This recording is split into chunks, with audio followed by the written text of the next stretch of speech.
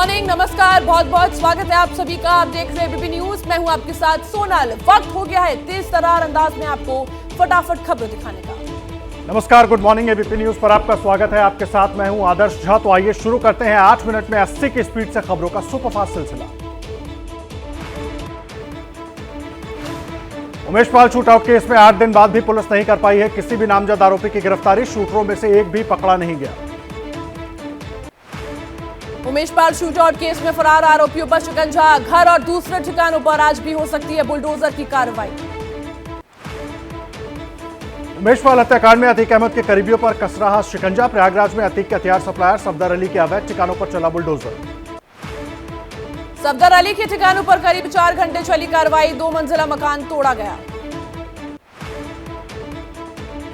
अतीक अहमद के करीबियों के ठिकानों पर बुलडोजर चलाए जाने का विरोध। समाजवादी पार्टी सांसद डॉक्टर शफीकुर रहमान बर्क ने कहा, मुसलमानों पर जुल्म हो रहा है। बाहुबली अतीक की पत्नी शाइस्ता परवीन और अशरफ के ससुराल वालों की याचिका पर सीजेएम कोर्ट में होगी सुनवाई। बेटों के बारे में जानकारी न देने का आरोप।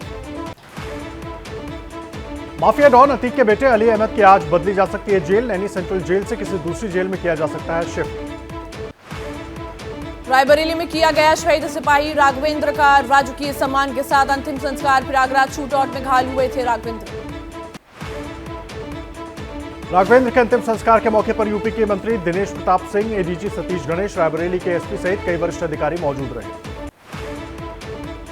राजस्थान के सीएम अशोक गहलोत ने नासिर और जुनैद के परिजनों से मुलाकात की। दोनों परिवारों को 5 लाख रुपए देने की घोषणा।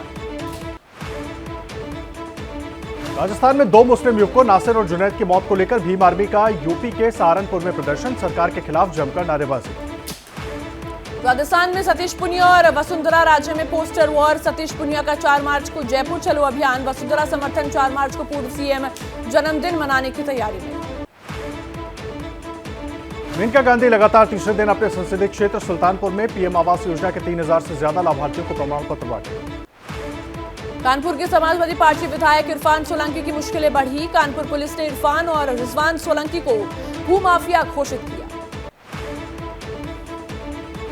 त्योहारों के मद्देनजर यूपी के सीएम योगी आदित्यनाथ की समीक्षा बैठक। कहा, आस्था का सम्मान लेकिन अराजकता पर जीरो टॉलरेंस। शांति से मनाए त्योहार। मध्य प्रदेश के कांग्रेस विधायक जीतू पटवारी के निलंबन पर विवाद बढ़ा। कमलनाथ बोले, विधानसभा अध्यक्ष के खिलाफ अविश्वास प्रस्ताव लाएगी कांग्रेस। तमिलनाडु में बिहार के मजदूरों की पिटाई को लेकर सीएम नीतीश कुमार पर बरसे चिराग पासवान। कहा, नीतीश कुमार की नाकामी के चलते मजदूरों की पिटाई। कोलकाता के बाबू घाट में आज गंगा आरती का शुभारंभ करेगी पश्चिम बंगाल की सीएम ममता बनर्जी। वाराणसी के घाटों की तरह होगी आरती। हैदराबाद में फॉक्सकॉन कंपनी और तेलंगाना के मुख्यमंत्री केसीआर की मुलाकात। तेलंगाना में निवेश के लिए समझौते पर दस्तखत। अमेरिकी विदेश मंत्रालय के प्रवक्ता नेड प्राइस ने कहा, मुझे उम्मीद है कि इस जंग को खत्म कराने में पीएम मोदी निभा सकते हैं महत्वपूर्ण भूमिका। दिल्ली में अमेरिका के विदेश मंत्री एंटनी ब्लिंकन और रूसी विदेश मंत्री सर्गेई लावरोव की मुलाकात। यूक्रेन हमले के बाद ये पहली मुलाकात। दिल्ली में अमेरिका के विदेश मंत्री एंटनी ब्लिंकन ने साधा रूस और चीन पर निशाना। कहा, बाली में अनाज पर हुए समझौते का विरोध कर रहा है रशिया। एंटनी ब्लिंकन ने दिल्ली में कहा, G20 के मंच पर हमने पहली बार नार्कोटिक्स के खिलाफ लड़ाई को मजबूत करने पर बात की। G20 अध्यक्ष के तौर पर भारत की भूमिका की तारीफ की।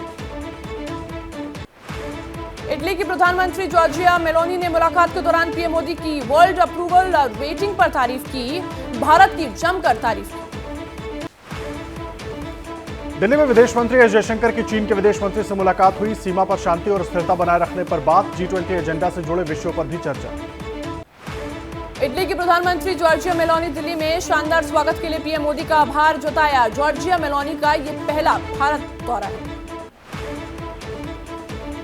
इटली के प्रधानमंत्री जॉर्जिया मेलोनी ने कहा, यह हमारी मित्रता का सबूत है कि हम द्विपक्षीय संबंधों की 75वीं वर्षगांठ मना रहे हैं। भारत से हमारे संबंध और आगे बढ़ेंगे।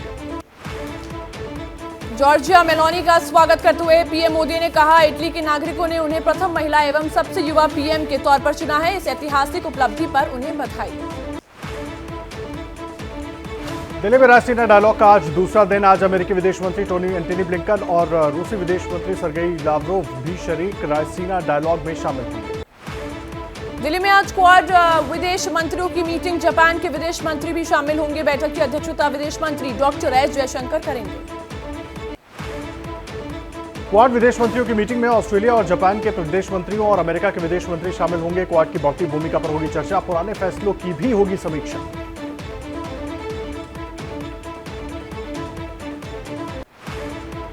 ज़पोरिज़िया हमले पर यूक्रेन के राष्ट्रपति ज़ेलेंस्की की धमकी। कहा, हमले का हर हाल में लेंगे बदला। रूस के मॉस्को रीजन में हुआ बड़ा धमाका। चश्मदीदों के मुताबिक धमाके से पहले धुआं उठता देखा गया, जिसके बाद चमक के साथ तेज धमाका हुआ।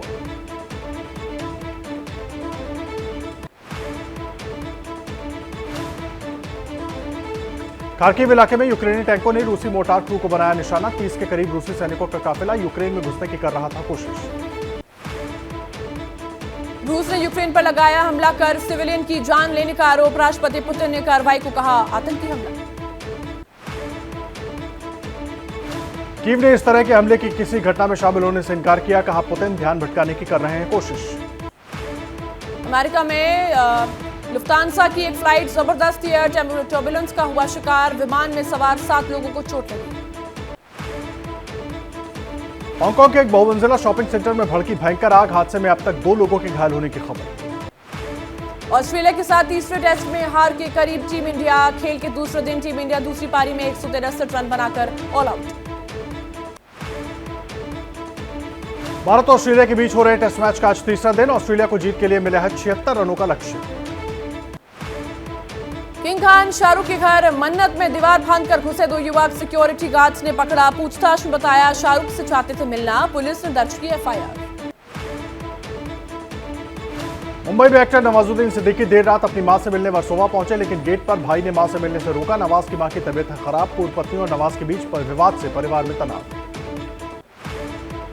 ऑस्कर में प्रेजेंटेटर के तौर पर नजर आएगी अभिनेत्री दीपिका पादुकोण। अमेरिका में 12 मार्च को ऑस्कर अवार्ड का होने जा रहा है आगाज। राजस्थान की जनता पिछले कई सालों से नेटबंदी यानी इंटरनेट पर रोक से परेशान है। सोशल मीडिया पर लोग निकाल रहे हैं गुस्सा।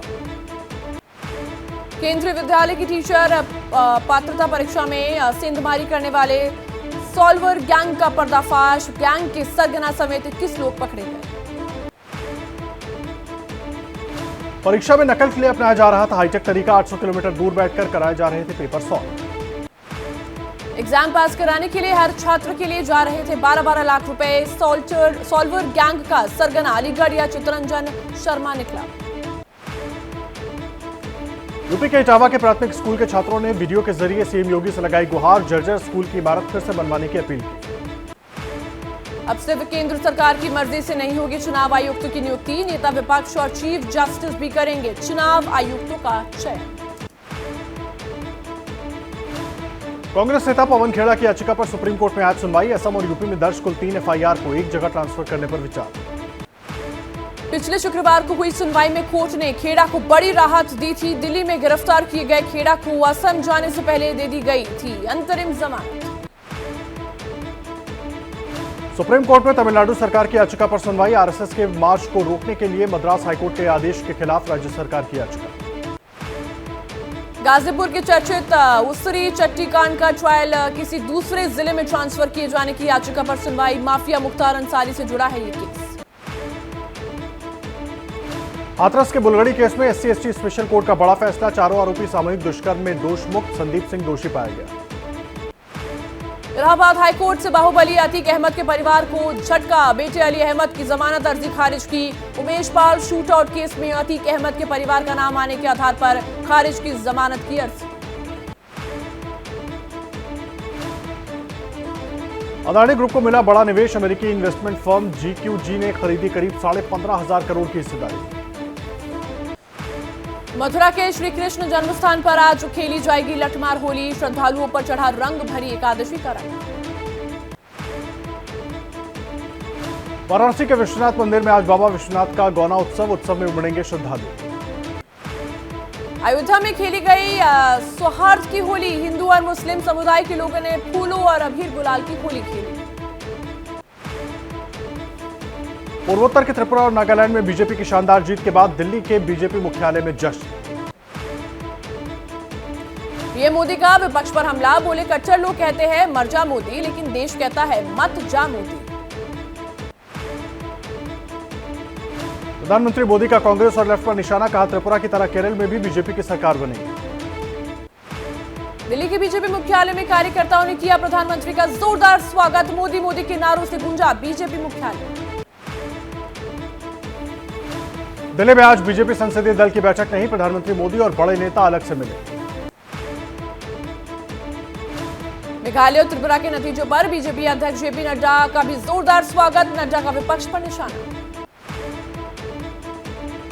मेघालय के मुख्यमंत्री कोनराड संगमा ने चुनाव नतीजों के बाद गृहमंत्री अमित शाह से फोन पर बात की, नई सरकार के लिए मांगा आशीर्वाद। मेघालय में कोनराड संगमा की पार्टी में सबसे ज्यादा 26 सीटें जीती है, लेकिन 60 सदस्यों की विधानसभा में उसे पूर्ण बहुमत नहीं मिल सकी। त्रिपुरा में बीजेपी की जीत को सीएम माणिक साहा ने बताया प्रधानमंत्री मोदी और बीजेपी की नीतियों की जीत। त्रिपुरा में कई उलटफेर, deputy CM Jishnu Dev Verma 858 vote से हारे, केंद्रीय मंत्री प्रतिमा भौमिक धनपुर सीट से चुनाव जीती। नागालैंड में रामदास आठवले की पार्टी आरपीआई ने भी जीती 2 सीटें, मुंबई में आरपीआई दफ्तर पर मनाया गया जश्न। पूर्वोत्तर में बीजेपी की जीत का उत्तर में भी जश्न मनाया, शिमला में जश्न में शामिल हुए पूर्व सीएम जयराम ठाकुर। पूर्वोत्तर में जोरदार विजय से जोश में बीजेपी, रक्षा मंत्री राजनाथ सिंह ने कर्नाटक के कित्तूर में कहा कर्नाटक में भी हासिल करेंगे 2/3 बहुमत।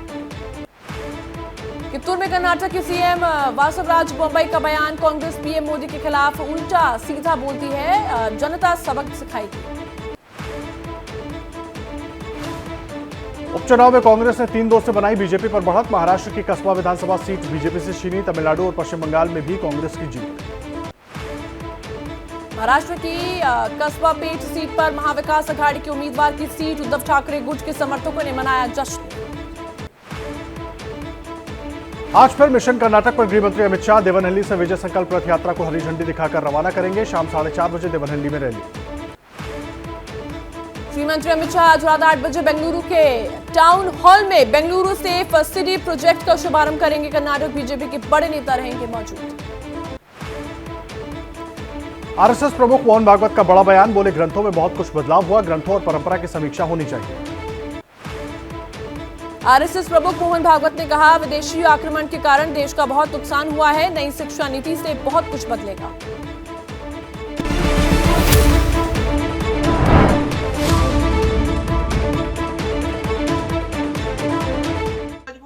क्या मजबूरी है मेरी, बताइए।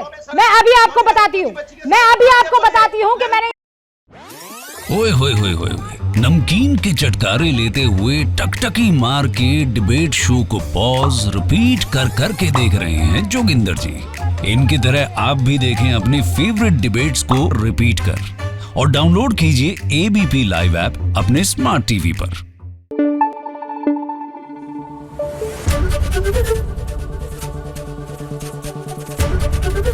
एबीपी न्यूज आपको रखे आगे।